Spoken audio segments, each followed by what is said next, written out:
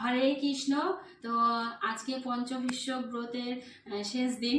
আর একাদশী থেকে মানে একাদশী তো ব্রত উপবাস করেছি। আর দ্বাদশী থেকে হবিষ্যান্ন খাচ্ছি।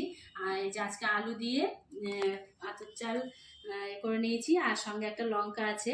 ঘি খাবো না, সন্দেহ লবণ ওতে দেওয়াই আছে।